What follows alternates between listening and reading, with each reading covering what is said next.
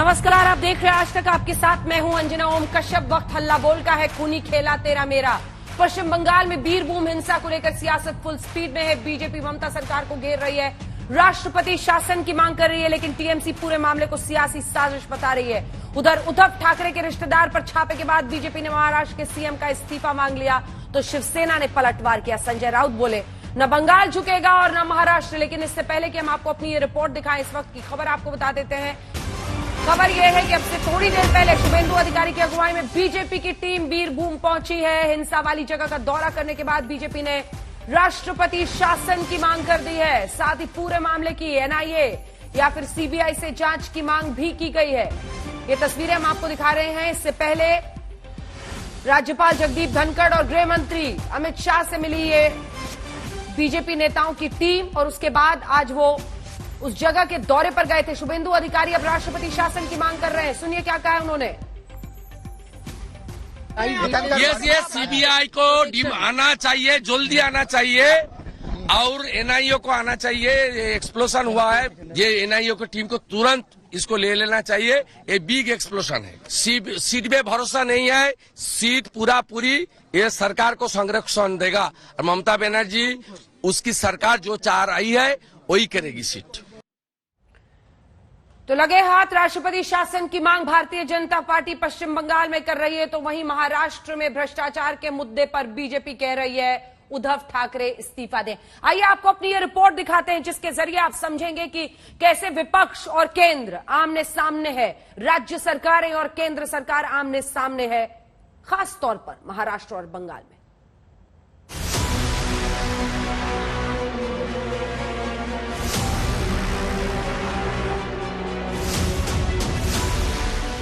बंगाल से महाराष्ट्र तक राज्य सरकारों ने केंद्र के खिलाफ मोर्चा खोल दिया है, और ये मोर्चा खुला है ईडी जैसी केंद्रीय एजेंसियों की कार्रवाई पर। संजय राउत कह रहे हैं न बंगाल झुका है न महाराष्ट्र झुकेगा। ममता बनर्जी के भतीजे और सम्मानीय सांसद अभिषेक बनर्जी और उनके पत्नी को भी इस प्रकार से प्रताड़ित किया जा रहा है, लेकिन न बंगाल झुकेगा न महाराष्ट्र टूटेगा। दरअसल ईडी ने मंगलवार को महाराष्ट्र के मुख्यमंत्री उद्धव ठाकरे के साले श्रीधर माधव पाटनकर से जुड़े पुष्पक ग्रुप पर बड़ी कार्रवाई की। पहली बार सीधा ठाकरे परिवार से जुड़े व्यक्ति के खिलाफ ऐसा कदम उठाया गया। ईडी ने मनी लॉन्ड्रिंग के मामले में माधव पाटनकर की 6 करोड़ 45 लाख करोड़ की संपत्ति को जब्त कर लिया। पुष्पक ग्रुप की कंपनियों की जांच करते हुए नीलांबरी प्रोजेक्ट के 11 फ्लैट्स को ईडी ने अटैच कर लिया। श्री साई बाबा प्राइवेट लिमिटेड का ही ठाणे में नीलांबरी प्रोजेक्ट है, जिसके मालिक श्रीधर माधव पाटनकर हैं। अब संजय राउत से लेकर एनसीपी चीफ शरद पवार इसे विपक्ष के खिलाफ केंद्रीय एजेंसियों का दुरुपयोग बता रहे हैं। संजय राउत ने तो पीसी कर कहा, पाटनकर का रिश्ता सिर्फ उद्धव ठाकरे से नहीं, पूरे महाराष्ट्र से है। सरकार ऐसे ही बंगाल में ममता बनर्जी के भतीजे अभिषेक बनर्जी को भी परेशान कर रही है।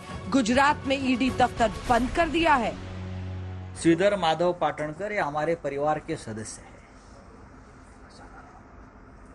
सिर्फ उनका रिश्ता मुख्यमंत्री उद्धव ठाकरे जी या रश्मि ठाकरे जी उन तक सीमित नहीं है। मैं कहता हूं हमारे सभी के परिवार के वो सदस्य हैं। बीजेपी इसे भ्रष्टाचार का मुद्दा बताकर मुख्यमंत्री उद्धव ठाकरे का अब इस्तीफा मांग रही है। मुख्यमंत्री के रिश्तेदार, उनके ब्रदर इन लॉ के ऊपर कार्रवाई हुई है। ईडी ने प्रॉपर्टी अटैच किया है, ऐसा हमने सुना है। तो मुख्यमंत्री उद्धव जी ठाकरे ने अभी रेजिग्नेशन देना चाहिए। इससे ज्यादा करप्शन का और कोई भी प्रूफ महाराष्ट्र और देश के सामने नहीं है। इसलिए एक भी ज्यादा मिनट को वाया नहीं करते हुए उन्हें तुरंत राजीनामा देना चाहिए। वहीं बंगाल में ममता बनर्जी के भतीजे अभिषेक बनर्जी से ईडी की घंटों हुई पूछताछ के बाद अभिषेक बनर्जी भी दम भर रहे हैं कि सरकार लाख तरीके अपनाए, हम झुकेंगे नहीं। इस पर केंद्रीय मंत्री मुख्तार अब्बास नकवी का कहना है, कानून अपना काम कर रहा है, लेकिन कोई भ्रष्ट आदमी खुद अपना गुनाह कहाँ कबूल करता है। ये तो चोरी और सीनाजोरी। अब ये इनकी दिक्कत ये है कि कभी क्या कोई गुनाहगार कहता है कि हमने गुनाह किया है, कभी कोई कहता है कि बेईमान कहता है कि हमने बेईमानी की है। तो ये तो हमेशा वो चोरी और सीनाजोरी करते ही ये लोग। कानून अपना काम कर रहा है। वहीं बंगाल में दीदी राज में 8 लोगों को जिंदा जलाए जाने पर सियासत धधक रही है। मुख्यमंत्री ममता बनर्जी और राज्यपाल जगदीप धनखड़ पश्चिम बंगाल के बीरभूम जिले के रामपुर हाट में सोमवार को हुई हिंसा पर आमने सामने हैं।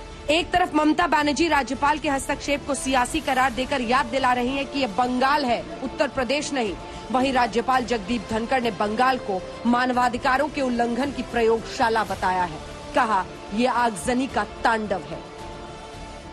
একটা ঘটনা ঘটেছে তার নিন্দা করি আমরা। এই ঘটনা শুধু এখানে নয়, এখানের থেকে অনেক বেশি গন্ডায় গন্ডায় উত্তরপ্রদেশ, বিহার, রাজস্থান, মধ্যপ্রদেশ, উত্তরপ্রদেশে হয়, গুজরাটে হয়। আমরা সেটাকে জাস্টিফাই করছি না, কিন্তু আমরা যেটা বলতে চাই সেটা হচ্ছে ঘটনা ঘটেছে, অন্যায়, ঘটনার বিরুদ্ধে অ্যাকশন হবে। This matter makes it very difficult to resist that in the state of West Bengal, human rights are in decimation and rule of law has capsized. दरअसल पश्चिम बंगाल के बीरभूम में एक टीएमसी नेता की हत्या हो गई, जिसके बाद सोमवार देर रात 10-12 घरों में आग लगा दी गई। इस हिंसा में अब तक 8 लोगों की मौत हो गई है, जिसमें महिलाएं और बच्चे शामिल हैं। गृह मंत्री अमित शाह ने ममता सरकार से 72 घंटे में रिपोर्ट मांगी है। वहीं हाईकोर्ट ने भी मामले पर सख्त रुख अख्तियार किया है और ममता बनर्जी कह रही हैं कि अब तो कोई छींक भी दे तो लोग कोर्ट पहुंच जाते हैं। वो इसे सरकार के खिलाफ साजिश करार दे रही हैं। আর এখানে হাঁচলেও চলে যাচ্ছে কোর্টে, কাশলেও চলে যাচ্ছে কোর্টে। এতদিন কোথায় ছিল ভাই? कोई उन्नयन নিয়ে তো কিছু হয় না, হাতরাস নিয়ে কিছু হয় না, লখিমপুর নিয়ে কিছু হয় না, দিল্লিতে দাঙ্গায় অত লোক মারা গেল কিছু হয় না। आज तक ब्यूरो। गौरव भाटिया राष्ट्रीय प्रवक्ता भारतीय जनता पार्टी के हमारे साथ जुड़ गए। रूपा गांगुली नेता सांसद बीजेपी की कुछ देर में हमारे साथ जुड़ेंगी। भारती घोष बीजेपी बंगाल से, चूंकि वो प्रवक्ता है इसलिए वो जुड़ रही हैं।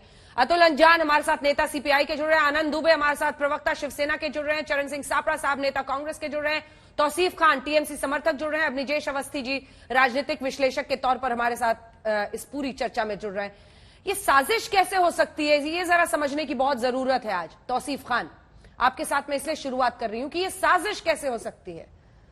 हर चीज 8 लोगों का जिंदा जला दिया जाना, केंद्र वर्सेस राज्य का मामला बनाकर साजिश कैसे कह सकती हैं ममता बनर्जी?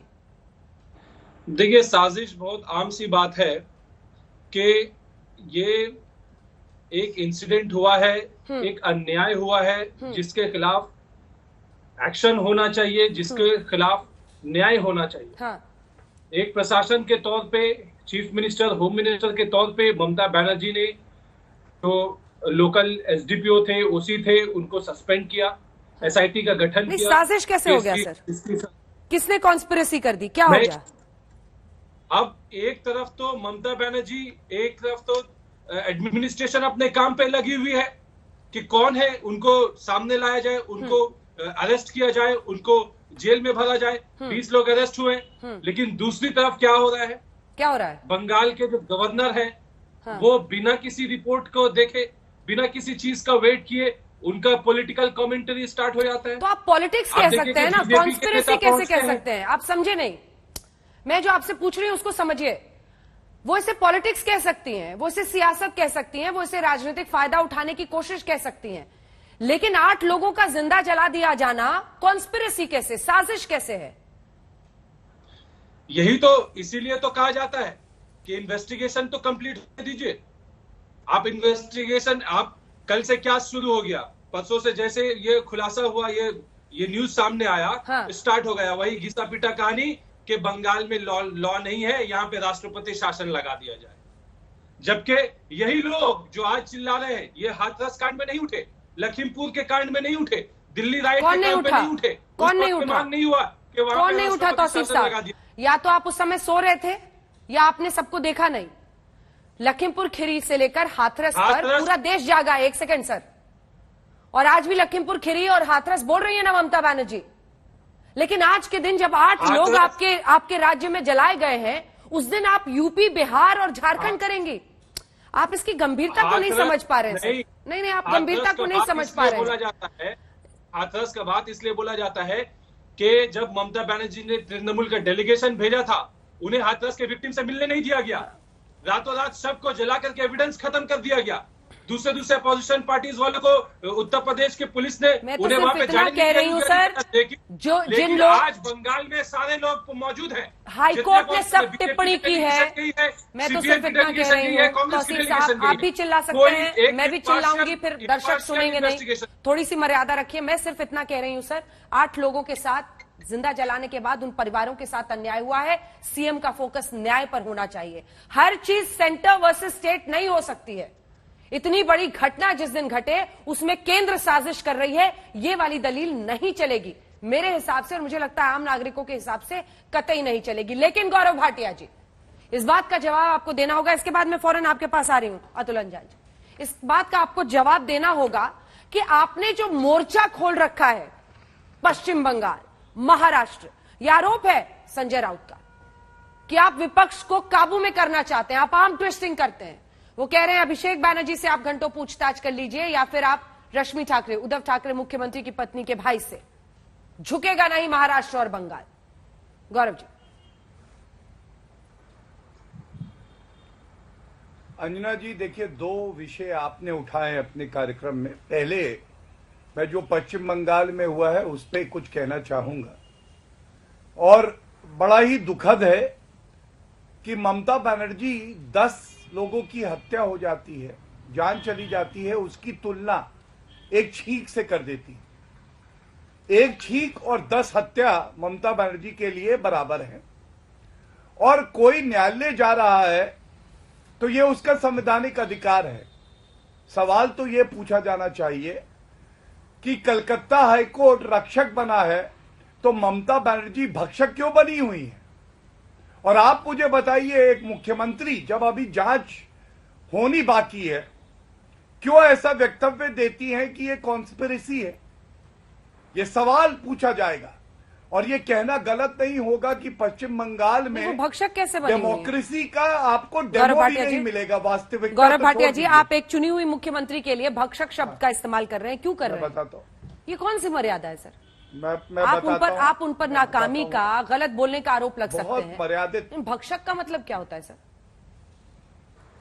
मैं बताता हूं आपको अंजना जी। अंजना जी, एक मुख्यमंत्री का क्या ये कर्तव्य नहीं है कि पहली बात वो सुनिश्चित करे कि जो निवासी हैं उसके प्रदेश में उनकी हत्या ना हो?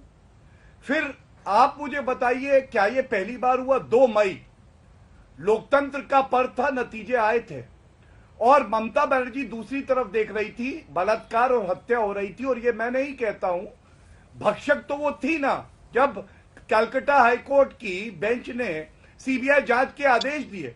और आप मुझे बताइए, मुख्यमंत्री प्रदर्शन कर रहा था, कलकत्ता हाईकोर्ट ने फटकार लगाई। क्या ये कहना गलत होगा कि उनके एक नेता हैं अनुब्रता मंडल, वो कहते हैं ये जो ब्लास्ट हुआ है ना अंजना जी, ये टीवी सेट फट गया तो 5 घरों में आग लग गई और 10 लोगों की जान चली गई।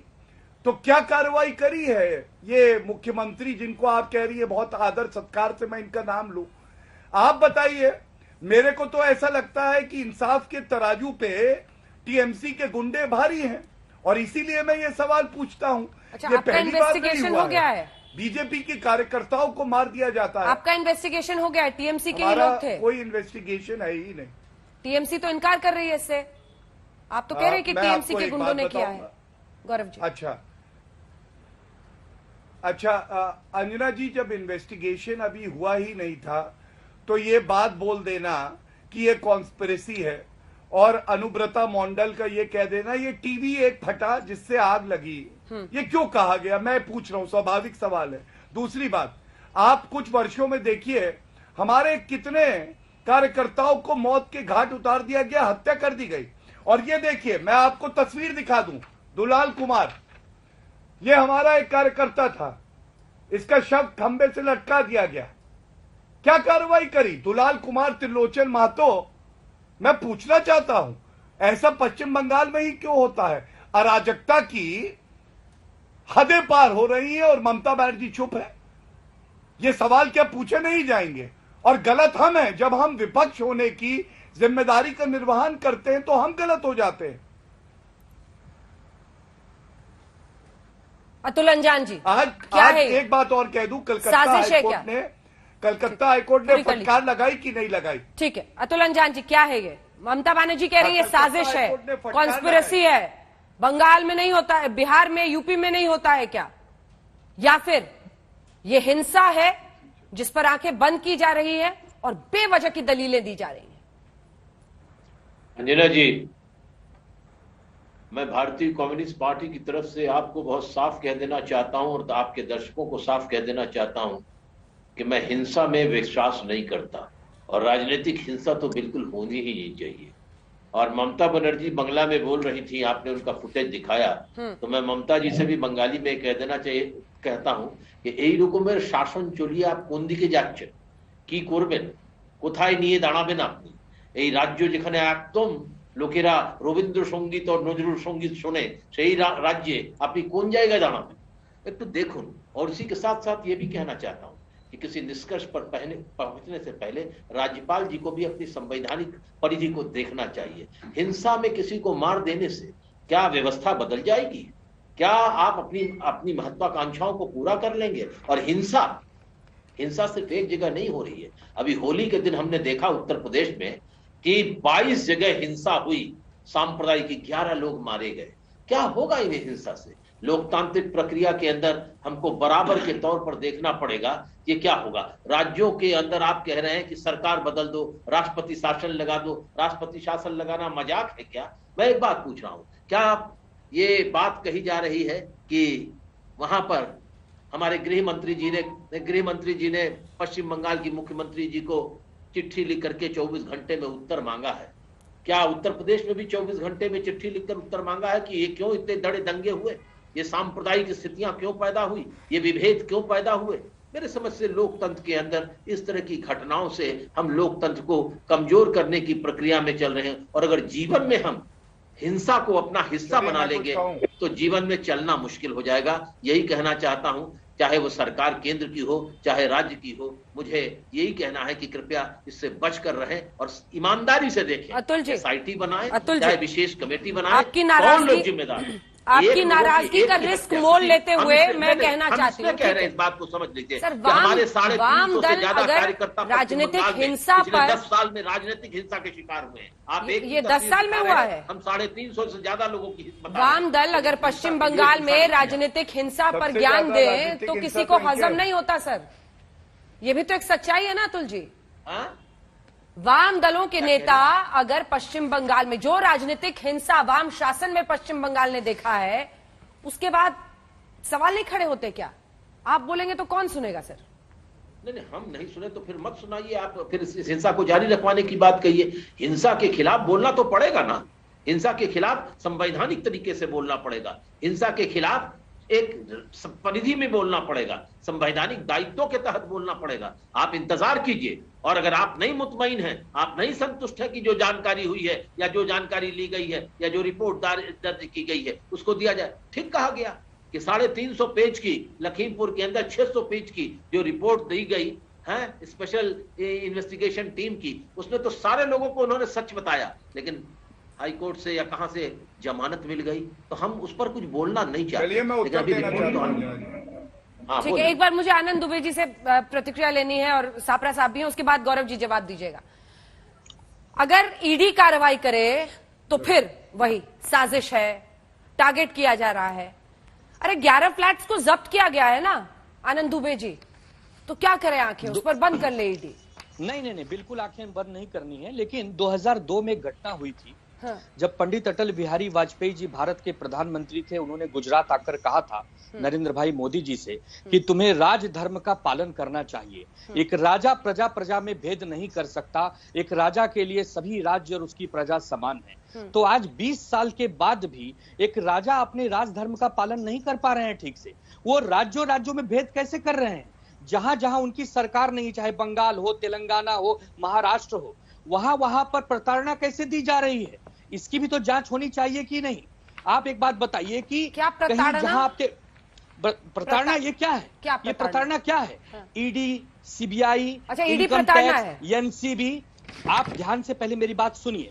हाँ। किसी सरकारी संपत्ति का लाभ उठाकर किसी व्यवसायी ने लाभ नहीं कमाया है। हाँ। अगर अपने व्यवसाय को करते समय अगर उसने अपने लाभ हानि का ध्यान नहीं रखा तो ठीक है, उस पर कार्रवाई होती है, कानून के मुताबिक सजा भी होती है। लेकिन वो राज्य कहां चले जाते हैं, जैसे गुजरात, मध्य प्रदेश, जैसे हरियाणा, जहां जहां आपकी सरकारें होती है, जहां जहां भाजपा के नेता अगर कुछ करते हैं, तब आप उस पर क्यों कार्रवाई नहीं करते? यहां पर लड़ाई सिर्फ इसी बात को लेकर है कि आप चाहे बंगाल हो, चाहे महाराष्ट्र हो, चाहे तेलंगाना हो, आप वहां पर राष्ट्रपति शासन लगाकर वहां की सरकारों को गिराकर सत्ता में आना चाहते हैं, पहली बात। और दूसरी बात अंजना जी, दूसरी बात, हम 28-30 वर्ष भाजपा के साथ रहे, इतना जहर हमारे बारे में लाते कहां से हो? अगर आप हमारे साथ 28 साल रहे हो, एक ही थाली में खाना खाए हो, तो क्या आप हमारी अच्छाई बुराई नहीं जानते थे?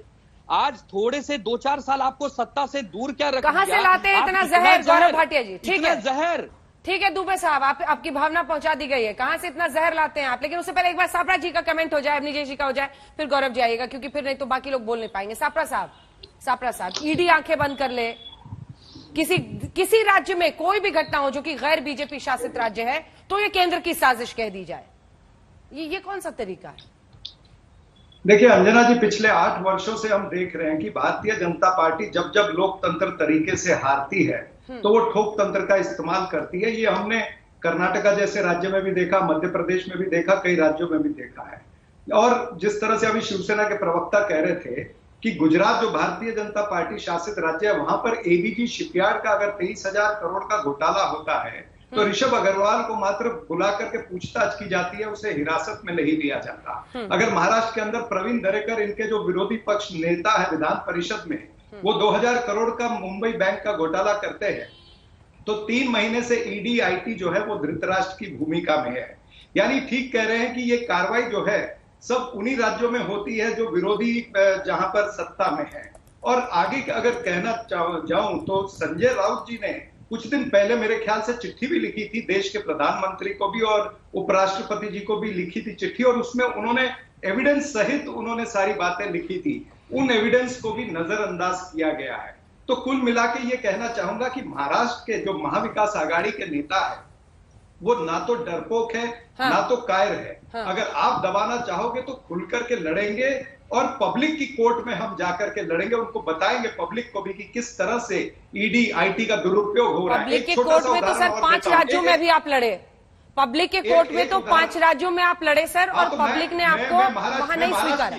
मैं महाराष्ट्र की पब्लिक की कोर्ट की, अच्छा महाराष्ट्र जहां पर आप तीसरे नंबर पर है, ठीक है। एक उदाहरण और दे देता हूं। एनसीबी नारकोटिक ब्यूरो का आपको याद होगा आर्यन खान का केस हुआ था। आर्यन खान को हिरासत में लेने से पहले 1 घंटा पहले भारतीय जनता पार्टी के जो बड़े नेता है उसके चचेरे भाई को, ऋषभ अग्रवाल के क्या उसका नाम था, उसको छोड़ा गया। ऋषभ सचदेव को छोड़ा गया, एक अमीर फर्नीचर वाला को छोड़ा गया। और जो लोग ले जा रहे थे एनसीबी में वो भारतीय जनता पार्टी के नेता वहां थे, एक गोसावी, मनीष भानुशाली। ये भारतीय जनता पार्टी के नेता ईडी के लोगों के साथ में क्या करते हैं? तो कहीं ना कहीं ये जो संजय राउत जी घालमेल है कि एजेंसियां, सुरक्षा एजेंसियों के साथ बीजेपी का घालमेल है, सारे आरोप जा रहे हैं। अभी गौरव जी जवाब देंगे। अब निजेश जी से कमेंट ले लूं।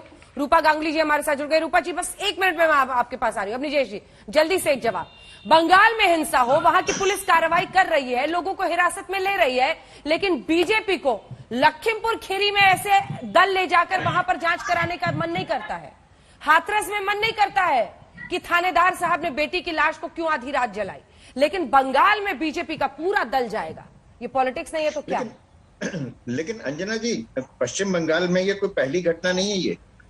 और मैं अतुल अंजान जी को बता दूं, बुद्धदेव भट्टाचार्य ने जो विधानसभा में कहा था कि राजनीतिक हिंसा में कितने लोग मारे गए हैं, वो जरा आंकड़ा अतुल जी मैं आपके मुंह से सुनना चाहता हूं। जो आपने कहा कि सीपीआई जो है राजनीतिक हिंसा में विश्वास नहीं करती और राजनीतिक हिंसा में तो बिल्कुल विश्वास नहीं करती। ये आपके द्वारा समर्थित जिस वाम मोर्चे की सरकार थी 30 साल तक पश्चिम बंगाल में, उनके मुख्यमंत्री बुद्धदेव भट्टाचार्य ने विधानसभा में जो आंकड़े पेश किए थे, कृपा करके आप जनता को, आज तक के दर्शकों को बता दीजिए। पहली बात। दूसरी बात बड़ी साफ सी है कि इसको हो सकता है कि इन सब के लोगों को सरकार अपनी एजेंसियों पर एजेंसियों को अपने मत से इस्तेमाल कर रही है। लेकिन न्यायालय तो है ना, सुप्रीम कोर्ट है ना। अनिल देशमुख की वहां जमानत नहीं हो पा रही ना, नवाब मलिक की जमानत नहीं हो पा रही ना, ये सच है ना। अगर दीवार में से 250 करोड़ रुपए मिलते हैं तो ये सच है ना, या वो झूठे थे, ये सिर्फ ये वो 3D सिर्फ कंप्यूटर से दिखा दिए गए थे। वहां पर अगर छापा पड़ा तो वहां से मिले ना। एक बात। दूसरी बात अंजना जी, बड़ी साफ सी बात है, मैं समूचे राजनीतिक विमर्श में इस बात की बात करता हूं कि आज धारा 356 लगाने की बात करें, पिछले 8 साल में एक जगह भी नहीं लगा, एक जगह भी नहीं लगा, जम्मू कश्मीर को छोड़ करके, जहां पर धारा 370 हटाने के बाद की बात है। धारा 356 का उपयोग पहली बार पंडित नेहरू ने केरल की सरकार को बर्खास्त करने के लिए, जो कम्युनिस्टों की सरकार थी, उसके लिए किया, और लगातार होता रहा है।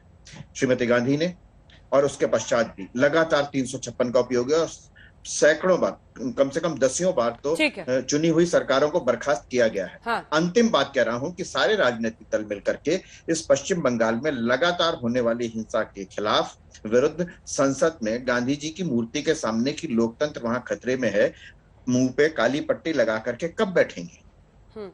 ठीक है रूपा गांगुली जी, उसके बाद मैं गौरव जी आपसे जवाब ले लूंगी। रूपा गांगुली जी हमारे साथ जुड़ गई हैं इस वक्त। रूपा गांगुली जी, ऑन हो रहा है जी।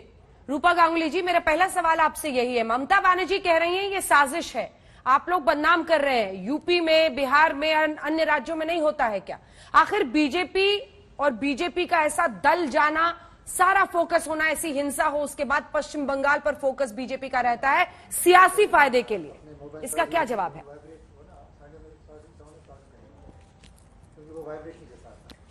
अच्छा रूपा जी आवाज आ रही है? अच्छा देखिए, हाँ अभी आ रही है। आपको मेरी आवाज आ रही है? बिल्कुल आ रही है, बोलिए। अच्छा देखिए, कोई भी राजनीतिक दल अगर कोई ऐसा बड़ा हादसा हो तो वहाँ छानबीन करने के लिए, सुनने के लिए, जनता से जानकारी लेने के लिए जा सकते हैं। इसमें कोई गलत आपको दिखना नहीं चाहिए। जैसे मुख्यमंत्री भी जा रही है ना, तो बाकी राजनीतिक दल भी जा सकते हैं। सवाल ये राजनीतिक दलों का जाना नहीं है, सवाल ये है कि ऐसे घटना कब होगा। ये घटना तो कम होने का कोई निदर्शन किसी को दिख नहीं रहा है। आपको दिख रहा है क्या? हमको तो नहीं दिख रहा है। आप मुझे इतना बता दीजिए, 7 दिन के अंदर या 10 दिन मैक्सिमम हुए अंदर 10-15 घटना, कहीं पे भी आप सीधा रास्ते पर चल ही नहीं पाएंगे। रीजेंट पार्क तक, टॉलीगंज तक बंदूकें चल रही है दिन दहाड़े। कोई भी काउंसिलर, वो चाहे कोई भी दल का हो ना, सेफ नहीं है। तो आप मुझे बता दो, क्या ये पश्चिम बंगाल जीने लायक है, रह गया है? कोर्ट ने सो मोटो कॉग्निजेंस लिए हैं। सीबीआई के लोग, अनीस जब मर गया था, उनके परिवार के लोग, जब ये सिट गठन, ये सब मुख्यमंत्री के वहां से कहे जा रहे थे, अनीस के परिवार के लोग ही बोल रहे हैं कि हम नहीं चाहते हैं पुलिस का, यहाँ पे पश्चिम बंगाल पुलिस नहीं चाहिए, हमको सीबीआई चाहिए। तो वहां की जनता ही खुद बोल रहे हैं कि सीबीआई चाहिए। वो लोग तो सीबीआई या एनआईए की बात कर रहे हैं, आप लोग राष्ट्रपति शासन की बात क्यों कर रहे हैं सांसद जी? देखिए, मैं राष्ट्रपति शासन की बात कर रही हूँ, आप लोग मत बोलिए। मैं कर रही हूँ। क्यों? मैं रूपा गांगुली निजी जिम्मेदारी से कर रही हूँ। क्यों? पार्टी का मेरा हर बात, हर काम पार्टी के साथ जोड़ना सही नहीं रहता। I am a nominated member, I also have a mind, I have the right to say what I feel like. सो आप मुझे बताइए, ये राष्ट्रपति शासन के सिवा आपको कुछ और दिखता है जिस राज्य में जीतने के बाद, कोई एक राज्य आपका निदर्शन आप मुझे दे दीजिए, जीतने के बाद जिन चंद लोगों ने आपको वोट नहीं दिया, उनको भी आप जाके पकड़ के कान फूटो पटक करा रहे हो, मरवा रहे हो, मार रहे हो, दिन दहाड़े गोली कर रहे हो, जर्नलिस्ट को मार रहे हो। ऐसा कोई राज्य दिखाई कि इतने संख्या में इस तरह से घटना लगातार, एक आध घटना नहीं है, लगातार चले जा रहे, खत्म ही होने का नाम नहीं लेता है। तो राष्ट्रपति शासन के सिवा हम लोग करेंगे क्या? आप बताइए, आपके पास कोई सुझाव है तो। लेकिन वो लोकतांत्रिक तरीके से चुनी हुई मुख्यमंत्री हैं। अब ऐसे में वो कह रहे हैं कि हम तो कार्रवाई कर रहे हैं, अगर हिंसा हुई है तो घटनाएं कहीं भी हो सकती हैं। अन्य राज्यों में भी हो सकती हैं, ये उनकी दलील है। ममता बनर्जी का जवाब। अच्छा आप बताइए। मैं उनसे लड़ने के लिए नहीं बैठी हूँ यहाँ पे। मुख्यमंत्री, उनका हक है ये सब बोलने का, ठीक है, उनका भी जरूर डिमांड है, वो बोल सकते कुछ भी। बात ये है कि उनके खुद के इलेक्शन में आप लोगों सारे जर्नलिस्ट मिलकर आप लोग अपने अपने न्यूज इंफॉर्मेशन निकालिए, कितने फॉल्स वोटर, कितने फॉल्स वोटिंग पश्चिम बंगाल में ही होता है, कितने फॉल्स वोटिंग होते हैं पश्चिम बंगाल में। अगर आप मतलब मुझे बता दो, अगर कोई सही मायने से वो जीतते तो क्या जीतने के खुशी के जश्न में इस तरह से कोई किसी को मरवाते? तो लोगों ने वोट दिया है, इसीलिए बीजेपी को इतने सीट मिले हैं, इसीलिए वो टेंशन के मारे बाकी सारे को खत्म करने के तुले हुए हैं। अभी बीजेपी को मार के शांति हुई है, वोटिंग हो रही है तो इलेक्शन कमीशन क्या को कर ही रहा मार रहे है? हैं। रूपा जी, फर्जी वोटिंग हो रही है तो इलेक्शन कमीशन क्या कर रहा है? आ रही हूँ अतुल जी, आ रही हूँ। अतुल अंजान जी बोलना चाह रहे हैं, कुछ एक जवाब वो दे लें। रूपा जी, मैं तो यही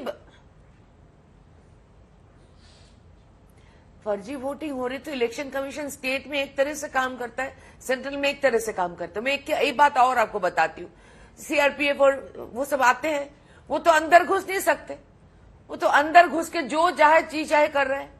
इसके रूल में भी बदलाव चाहिए, वो अंदर क्यों नहीं घुस सकते? और फर्जी वोटिंग तो मतलब पीट के कर रहा है, एक आध जगह पे तो महिला लोगों को भी पीट पे कर रहा है, पिटाई करके डरा के भगा रहे हैं। आप लोग को ये पता नहीं है। देखिए, कहीं कुछ वक्त ना आप लोग जब हम जैसे लोग बोलने बैठते हैं यहाँ पे, सर ये टैग निकाल दीजिए दिमाग से कि मैं बीजेपी की हूं। मुझे अच्छा नहीं लगता। मुझे सिर्फ और सिर्फ पश्चिम बंगाल में शांति चाहिए। अगर ममता बनर्जी लाती है तो लाए ममता बनर्जी, अगर ला सकती है तो मुझे कोई इतराज नहीं है। मैं उनका धन्यवाद जरूर करूंगी, उनकी पार्टी में नहीं जाऊंगी, लेकिन उनका धन्यवाद जरूर करूंगी। अतुल अंजान जी एक बात आपको बोलना चाह रहे हैं, फिर मैं फौरन आ रही हूँ आपके पास। रूपा जी, अतुल जी।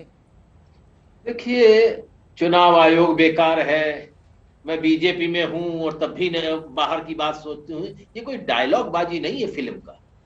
और ये भी समझ लीजिए कि चुनाव आयोग किस तरह से काम कर रहा है वो सब जान रहे हैं। लेकिन अगर आप ये समझते हैं तो सबसे पहले अगर गंगा को साफ करना है तो कानपुर में गंगा साफ करने से काम नहीं होगा। अगर आपको समझ में आ रहा है कि जाली वोटिंग हुई है तो गंगोत्री से शुरू करना पड़ेगा गंगा को साफ करने का। तो चुनाव, रूपा जी, आप तो नॉमिनेटेड होने के बाद, सिलेक्टिव होने के बाद आप तो सब्जेक्टिव हो गई। तो आप जाकर के लोकसभा में, संसद में सवाल उठाइए कि इस चुनाव आयोग को बदला जाना चाहिए। मैं अगले 15 दिन में आपसे सवाल सुनना चाहता हूं कि लोकसभा में आपने सवाल उठाया, संसद में सवाल उठाया। तो आप ये सवाल कर करके न तो चुनाव आयोग को बचा रही हैं, न चुनाव, ये किस तरह का राष्ट्रपति शासन लगा देंगे? कैसे लगा देंगे? किसने लगा देंगे? और अपने एक मित्र को बना देना चाहता हूं कि मैं उस पार्टी का आदमी हूं जब कल्याण सिंह जी की सरकार थी ना, कल्याण सिंह जी की सरकार थी और उत्तर प्रदेश के अंदर कल्याण सिंह की सरकार के ऊपर राष्ट्रपति शासन लगाने की बात कही गई थी। और भारत के अंदर यूनाइटेड फ्रंट की सरकार थी, कॉमरेड इंद्रजीत गुप्ता देश के गृह मंत्री थे। कैबिनेट की मीटिंग के उन्होंने राष्ट्रपति शासन लगाने से इनकार कर दिया था और राष्ट्रपति के आर नारायणन ने वो फाइल इसलिए वापस कर दी थी कि देश के गृह मंत्री ने राष्ट्रपति शासन लगाने से मना कर दिया। तो हमारा तो वो शानदार और जानदार रिकॉर्ड रहा है, ये भी आप समझ लीजिए। इतनी ही बात मैं आपको आपके माध्यम से आपके दर्शकों को बताना चाहता था। ठीक है रूपा जी। रूपा जी,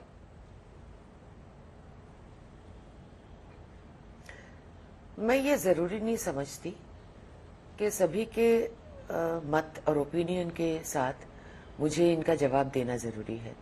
अगर इन लोगों को लगता है कि हम सिनेमा करते हैं, किए हैं, इसका मतलब हर बात में डायलॉगबाजी और भाषणबाजी करते हैं, ये सिनेमा का डायलॉग है, तो इस किस्म की बातें जो करते इतने वरिष्ठ राजनीतिक लोग हैं, वरिष्ठ लोग हैं ना, उनकी आवाज से मुझे तो दिख नहीं रहे, उनकी आवाज से मुझे लग रहा है, उनकी एक्सपीरियंस की बातों से मुझे लग रहा है, इतने वरिष्ठ लोग अगर एक महिला के बारे में ये डायलॉगबाजी बोलते हैं, क्या महिला और पुरुष कर रहे हैं, विचार की बात कर रहे हैं। महिला की आड़ में अपने को छिपाने की कोशिश मत कीजिए, ये आइडेंटिटी पॉलिटिक्स मत कीजिए। महिला है कि पुरुष है कि नवजात है कि गैर है कि एससी है कि एसटी है कि बैकवर्ड है कि फॉरवर्ड है, बात नीतियों की होनी चाहिए, बात मुद्दों की होनी चाहिए। महिला बता करके बात मत करिए। यहाँ पर ये सवाल है सोच का। आपने सोच कहा है, पार्लियामेंट में रखिए इस बात को, मालूम पड़ेगा कितने लोग बोलते हैं। हो सकता है आपके समर्थक बहुत लोग। अतुल जी प्लीज आपके उनको बात पूरी करने दीजिए। चुनाव आयोग के संबंध में बहुत इतना आक्रामक होने की क्या जरूरत है सर, बात पूरी करने दीजिए। आक्रामक नहीं हो रहा हूँ मैं, आक्रामक नहीं हो रहा हूँ मैं। आपने कहा कि डायलॉग मार रही है, महिला पुरुष और ये और अतुल जी आपने कहा ना डायलॉग मार रही है,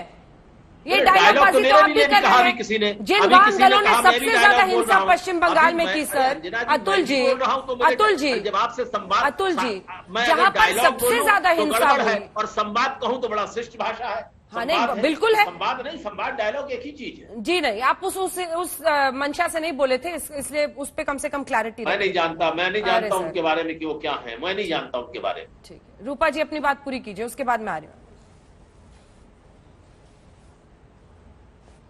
देखिए, ये राष्ट्रपति शासन मुझे ये 6 साल में पश्चिम बंगाल की परिस्थिति देखने के बाद मेरा यकीन है ये होगा नहीं होगा, क्यों होना चाहिए क्यों नहीं होना चाहिए, ये मेरे बोलने से नहीं होने वाला है। लेकिन इस पर विचार करने के लिए बहुत लोग हैं और वरिष्ठ लोग बैठे हैं। ये मेरा मानना है। मैंने पश्चिम बंगाल में खुद जो झेला है, कोई बोल सकता है? हम जैसे इंसान को 10-30 साल से लोगों ने देखा है भारत में, और विश्व में भी कई लोगों ने देखा है। आप बता सकते हो बाल पकड़ के उखड़ के जमीन पे गाड़ के मारा कौन? पुलिस ने। पुलिस ने ब्रेन हेमरेज कर दिया मल्टीपल, किसने? पुलिस और 7 गुंडे खड़े होकर। और ये अनीस को मारा किसने? घर पे पुलिस घुस के मारा। यहाँ पे जो ये बीरभूम का रामपुर हाट पर जो घटना है, एक को मारा, वो भी टीएमसी के लोगों ने या किसी और ने मारा होगा पता नहीं। पुलिस को देखना चाहिए, नहीं देखते हैं। उसी दिन तुरंत रात को और 10 लोगों को आग में झुलस के मारा जाता है, बाहर से दरवाजा बंद करके। बाहर कोई भी लोग एक टू आवाज करने के लिए तैयार नहीं है। आपको क्या लगता है ये कोई परिस्थिति है जीने लायक? ये कोई परिस्थिति है जीने लायक? ये आज देख रहे हैं आप लोग, ये आज की पहली बात सुन रहे हैं। ये कितनी बार, कितने 100 बार मैं ऐसे विषय को लेकर पश्चिम बंगाल के लिए ये टीवी पे बैठी हूं। क्या अच्छा लगता है मुझे पश्चिम बंगाल के बारे में ऐसी बातें बोलने की? कि मैं इसलिए राजनीति में आई थी कि मैं पश्चिम बंगाल की गाली गलौज करूंगी और पश्चिम बंगाल के लोगों के लिए ऐसी बातें करूंगी? जरूरत नहीं है हमें राजनीति इस तरह से करने की जरूरत नहीं पड़ी है और कभी नहीं पड़ेगी। मैं भद्र भाषा से बात करती हूं, भद्रता की ही रिस्पॉन्ड करती हूं। आइंदा कभी मुझे बुलाना होगा तो वैसे लोगों से ही मेरा बात कराना प्लीज, जो मुझसे तमीज से बात करेंगे। मैं बहुत भारी भक्कम राजनीतिक ज्ञान लेकर बैठी नहीं हूं। मैं जितना जानती हूं, जितना समझती हूं, राज्यसभा में उनको तो ये भी पता नहीं राज्यसभा लोकसभा कहां की मैं हूं। तो खाम का बस एक शक्ल देख लिया, पता चला बीजेपी है तो चल गए अपने भाषण में। प्लीज मैं सीधी भाषा में बोलती हूँ, पश्चिम बंगाल जो परिस्थिति है, टीएमसी भी ऐसे है, सीपीएम भी ऐसे ही करते आए। ये ठीक नहीं है जनता के लिए और जनमानस के लिए भी ठीक नहीं है। कोर्ट हमारा एकमात्र भरोसा है। वी आर जस्ट ग्रेटफुल, अगर सीबीआई आ जाए तो बचेंगे हम लोग। मैं इतना कह सकता हूँ बहुत बहुत धन्यवाद। आप राज्यसभा में है नॉमिनेटेड, इतना मुझे ज्ञान है। लोकसभा में तो खाली इस देश के अंदर एंग्लो इंडियन होते हैं। आप राज्यसभा में इस क्वेश्चन को उठाइए और मैं समझता हूँ कि आपके बहुत समर्थक रूपा गांगुली जी आपका बहुत धन्यवाद। शासन के और अगर 10 यहाँ मरे हैं तो 11-12 आदमी अभी होलिका दहन में मरे हैं उत्तर प्रदेश में, वहां की भी बात कर लीजिएगा न्याय और अन्याय की। रूपा गांगुली जी आपका बहुत धन्यवाद हमारे साथ जुड़ने के लिए। गौरव भाटिया जी है हमारे साथ, ठीक है। भारती घोष हमारे साथ, प्रवक्ता भारतीय जनता पार्टी की। भारती जी कैसे जस्टिफाई करेंगे राष्ट्रपति शासन की मांग करना? इसी से बार बार ये राज्य कहते हैं ना कि असल में केंद्र वर्सेस स्टेट है, इसीलिए ऐसी घटनाओं को मौके की तरह देखा जाता है और उसके बाद राष्ट्रपति शासन की मांग अगर आप लोग कर रहे हैं, कैसे जस्टिफाई करेंगे? जस्टिफाई क्यों करो, जस्टिफाई का कोई सवाल ही नहीं उठता, क्योंकि जो मरे हुए हैं, जो लोगों को जिंदा जला दिया गया है, वो टीएमसी सपोर्टर्स है। टीएमसी वर्सेस टीएमसी मारामारी हुआ, फिर जिंदा जला दिया। ये बहुत लज्जा का बात है कि भारतीय जनता पार्टी हर जनता के लिए, हर मनुष्य के लिए लड़ रहा है ये स्टेट में, चाहे वो तृणमूल सपोर्टर हो या बीजेपी सपोर्टर हो या कोई भी आम जनता, जिसको ऐसा जिंदा जला जाता है, उसके बाद टीएमसी का कोई लज्जा नहीं है, यहाँ पर आके बकबक करता है। और एक वीक में, एक सप्ताह में 26 मर्डर हुआ है, 13 मर्डर और 13 कल जल गया, 26 मर्डर। एक स्टेट ऐसा दिखाइए भारतवर्ष में जहां पर एक स्टेट में 26 मर्डर होता है, जला दिया जाता है। ये 2000 साल पहले होता था।